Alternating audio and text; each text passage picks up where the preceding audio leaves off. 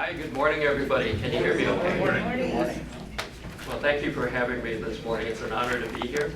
The reason I wanted to speak to you today is because these topics that I'm going to be speaking about keep coming up over and over in my law office recently. And I thought it might be interesting to everybody to learn all at once rather than meet with me one-on-one. Let's have a quick show of hands here. How many people here find the legal process confusing? Yes, it is. Okay, yeah, that's what I thought. Guess what? You're not alone, and it confuses us attorneys as well. Does that make you feel better now? Yes. The laws keep changing on us. And they're a complex interplay of several factors. The law is a mix of what the legislature comes up, what the courts interpret, and then how people live with it day to day. So things are constantly in a state of flux. So if you're confused, you're not alone. That's what we have to do. We have to keep adjusting with the times. So that being said, we're going to cover a couple topics today. I'm mostly going to be focusing on finder's fees agreements. To a lesser extent, we're going to be talking about how referral fees work. And then very briefly, we're going to touch on how RESPA interacts with both of those. Okay, so the information I'm giving you will be current as of today. However, I have a big disclaimer for you. This is for educational purposes only. I'm not giving you legal advice this morning. And your situation is probably very fact-specific and unique to whatever you happen to be in. So if you do have questions or legal problems, contact an attorney who's qualified and discuss it and work on that solution right then and there. We have to tailor it to you. It's not a one-size-fits-all model. That's unfortunately the way the law works. So if you have any specific questions, contact an attorney one-on-one and form a proper attorney-client relationship where you can speak in confidence. So that being said, let's go ahead and get started on this. We're going to do a brief overview of some of the laws that affect these particular relationships. So the first group of laws I want to direct you to is California Business and Professions Code, 10,000 through 10,580.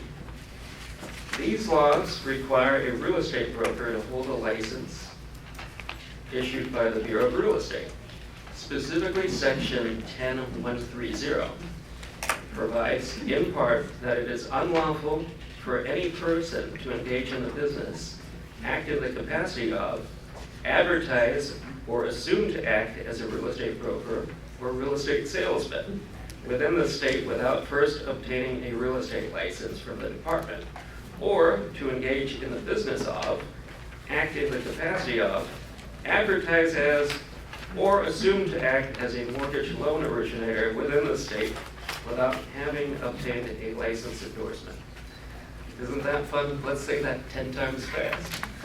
So here's what I do day to day. We often have to translate this complex legalese into more simple terms that human beings can actually understand. That being said, there's 3 take-home points I want you to bring away from all this. The first one is that it is illegal for a broker to employ or compensate an unlicensed person for acts that require a license. Okay, that if you take away nothing else from this little talk, remember that. Do not do business with people who are unlicensed. Now, let's give some examples. What are we talking about, acts that require a license? Well, things like discussing the price of a property, for instance, giving advice on market conditions, things like that would be examples of what you need a license for. Next point I want you to remember is that under California law, a broker can only compensate another broker or to a duly licensed salesperson through the employing broker. We'll touch base on that one a little bit more later. And the third point is that even if somebody is entitled to a commission slip under an agreement between the parties, If they're unlicensed at the time the commission is earned, it is illegal to compensate that person. Examples that would be, you have an agreement that if some person comes in, they sell a house for you, you will compensate them X amount of money. Problem is they're not licensed at the time of the agreement. That's a no-no, you're not allowed to compensate them, okay? So that being said, we're going to go through a couple of other hypotheticals here. So, got a sample question. Can a real estate licensee pay a referral fee directly to another real estate person? Let's have a quick show of hands here. How many people think yes? And how many people think no? Okay. This is one where you kind of split the baby. You're actually both right. The law says this. It is a no. Although RESPA allows a referral arrangement between real estate agents, California law requires any compensation for a salesperson licensed activities to be paid only to that salesperson's employing broker. So you're both right. You can pay them, but you have to go through the brokers. You're not allowed to go licensee to licensee.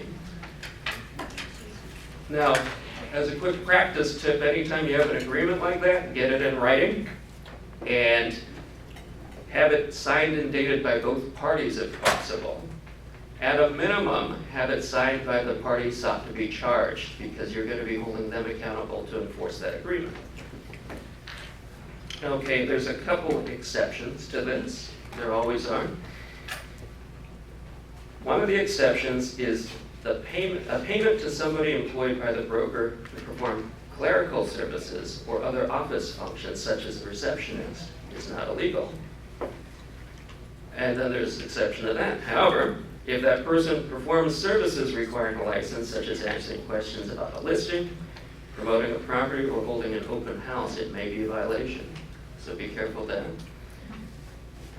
Next topic we're going to talk about in a lot more detail is finder's fees. Finder's fees is something that frequently pops up. How many here have had an experience where a non-licensee says, hey, I've got a great referral for you, but can you pay me a commission split or a finder's fee? Anyone have that experience? Yeah, it comes up very, very frequently. So here's the rules on finder's fees. The finder's fee situation in the statute is actually an exception to the licensee requirement.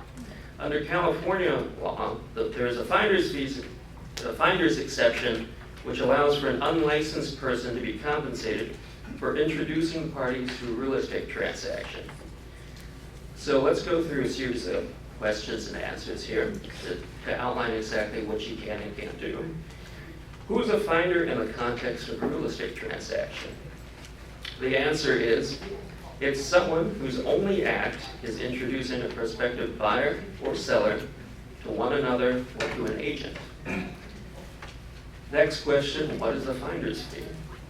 A finder's fee is a pre-negotiated fee and compensation for introducing a prospective buyer or seller to one another or an agent, payable after the transaction has closed. So what are the rules of finder's fees? Finder's fees to a non-licensee are legal so long as the finder does not participate in any conduct for which a real estate license is required. What can a finder do? A finder can introduce the parties by providing the name, address, and phone number of one party to another. They can, another tip, they should formalize the agreement by putting it in writing, having it signed and dated by the party paying the fee. Next question, what should the finder do? And the answer is absolutely nothing else. If they do anything else, they've crossed the line, and now they're starting to do acts for which a license is required. These include, but are not limited to, things like discussing details of the transaction, delivering legal documents, promoting the property or the other people in the transaction, offering advice about the transaction, negotiating or communicating any terms of the transaction, or handling any of the funds in the transactions. Those are all no-nos under the finder's fees exception. So what happens if somebody breaches this and the finder does more than just introduce the parties and is not properly licensed? Now we're going to get into the parade of horribles here. The answer is the finders may find themselves in a situation where they don't have an enforceable agreement. Let's give you a couple of examples of that. The first example is that even attorneys can get it wrong. This case is dead on point. It's called Preach versus Monter Rainbow. I'll give you the case site just in case any of you actually want to look it up. It's 12 Cal App 4th 1441. In the Preach case, the court found that one of the parties, a real estate broker, had offered an attorney a third of his commission if the attorney introduced him to a tenant. Here's the problem. The attorney did more than just introduce the parties. He remained loosely involved in the transactions. He communicated terms to the parties, and he continued to advise the landlord of the transaction. Because he had crossed the line and was an active participant as opposed to somebody who simply arranged an introduction between the parties, the court ruled that the attorney had performed acts for which a license was required, and the court voided the commission agreement as being illegal, therefore unenforceable. So let's give you some of the key holdings from the Preach case. The first is that although a real estate broker may not employ or compensate directly or indirectly a licensed person to perform acts for which a license is required, the rule is well established that one who simply finds and introduces a prospective lessee to a person who wishes to lease his property need not be licensed by the state in order to recover commission for his services. Such an intermediary is protected by the so-called finder's exception to the Real Estate Licensing Act.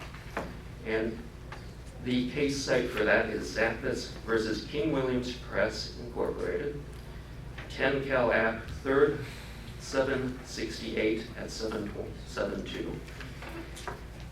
The next take-home point is that the line between brokers and finders is based on whether the person in question has been engaged in any negotiating to consummate the transaction. That's also Zappis versus King.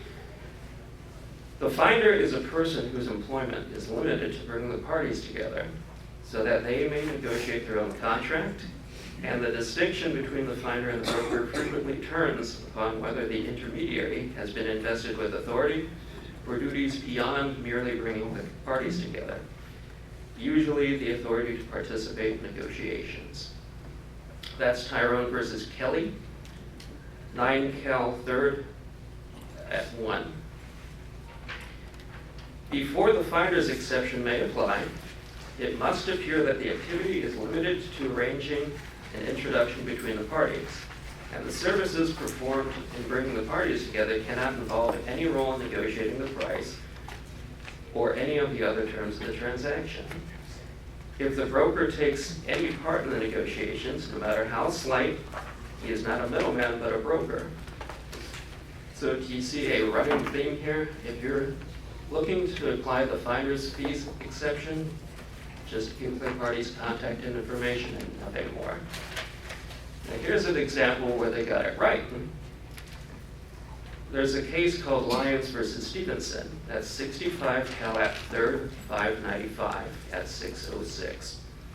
The court found that the plaintiff had only provided identification information to the broker and did not take part in the negotiations. In Lyons, the court found that the evidence clearly supports the conclusion that the plaintiff was a mere finder or middleman, as he did not negotiate any of the terms of the transaction or participate in the negotiations, but merely acted as a conduit before the buyer and seller were introduced. Furthermore, it should be noted that the plaintiff had no contact with either the buyer or seller after he brought them together except to inquire about his commission. The court found for the plaintiff and awarded him his negotiated fee, $8,250 plus interest and costs. So that gives you juxtaposition. The lawyer got it wrong and the little guy got it right. Bottom line from all this, if you got a finder's fees agreement, just introduce the parties to no more. Final thing I want you to be aware of is beware of RESPA. That's the Real Estate Settlement Procedures Act that I'm sure all of you had to remember for your license exam and then quickly forgot about as soon as you can. That's 12 U.S.C. 2607 et sec. RESPA is a federal law, and even if California law allows finder's fees and referrals fees, RESPA will apply. So the way RESPA interacts with all this is it prohibits against kickbacks and unearned fees. The statute itself says, for business referrals, no person shall give and no person shall accept any fee, kickback, or thing of value pursuant to any agreement or understanding, oral or otherwise, that business incident or part of a real estate settlement service involving a federally related mortgage loan shall be referred to any person. Very confusing language. Second part of it is part B, splitting charges. No person shall give and no person shall accept any portion, split, or percentage or any charge made or received for the rendering of a real estate settlement service in connection with a transaction involving federally related mortgage loan, other than for services actually performed. Okay, so translation, if there's a federally related mortgage loan, there's no referral fees or finder fees allowed, even if permissible under California law. So beware of RESPA. Now, in general, when you have interplay between state laws and federal laws, we usually go with the stricter standard to be on the safe side. And then actual conflict of law issues are very complicated. That's one I suggest you kick to the attorney so we can research it in depth and try to figure out the answer. Final words of advice: when in doubt, consult with an attorney. So how do we get to an attorney without breaking the bank? All of you belong to CAR, I'm assuming, California Association of Realtors? Okay, I'm a big fan of their legal hotline, and we use it all the time. I'm still an active real estate broker. There's times when I need to go and get my own second opinion. They're an excellent resource because guess what? You already paid for it. So I recommend that you go to their legal hotline. They have an entire FAQ section for legal FAQs. Part of it covers referral fee agreements. There's a chart that they have on their website that actually breaks down the different scenarios for referral fee agreements, what's legal, what isn't legal, who the enforcing body is, and whatnot. Now, don't end your research there. There's other information on the referral fee agreements. For example, if you read that chart and nothing more, it looks as if it's legal for a licensee to pay fees directly to another licensee without going through the brokers. That's not the case. If you go to yet another one of their articles, you'll find that you do have to go through the employing brokers. So with that, I'm going to leave you with their number. Their number is, for agents, is area code 213-739-8282, and you can find that directly off the CAR website. So with that, I am done with my presentation. Do you have any questions?